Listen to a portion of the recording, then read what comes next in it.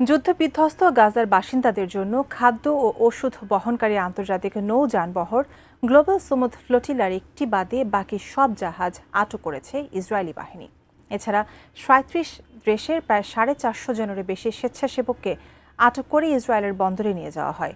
এর প্রতিবাদে বিশ্বব্যাপী বিক্ষোভ প্রতিবাদ করেছেন ফিলিস্তিনের মুক্তিকামী মানুষ। বিস্তারিত শাওন মাহফুজের প্রতিবেদনে।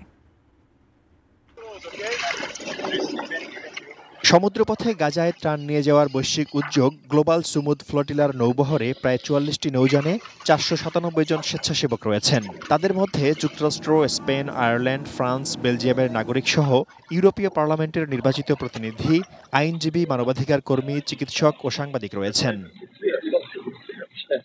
বুধবার গভীর রাতে আন্তর্জাতিক জলসীমায় ইসরায়েলি বাধার মুখে পড়ে নৌবহর।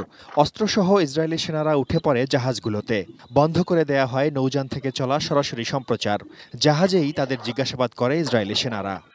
ডিজাইন, এলিগেন্স, বিউটি, সেরা পণ্য সবার জন্য জেভিকো। গ্লোবাল সুমুদ ফ্লোটিলার একটি জাহাজ ছাড়া বাকি সবগুলো আটক করা হয়েছে বলে জানিয়েছে ইসরায়েল।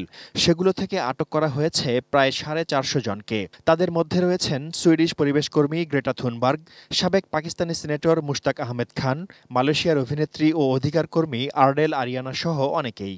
আটককৃতরা সবাই নিরাপদ এবং সুস্থ আছেন।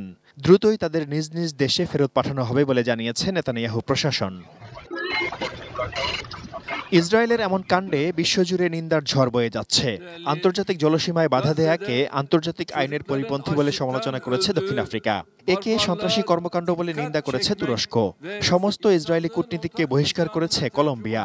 তবে গ্লোবাল সুমুদ ফ্লোটিলা গাজায় যুদ্ধবিরতির পদক্ষেপকে বাধাগ্রস্ত করবে বলে মন্তব্য করেন ইতালির প্রধানমন্ত্রী জর্জিয়া মেলোনি।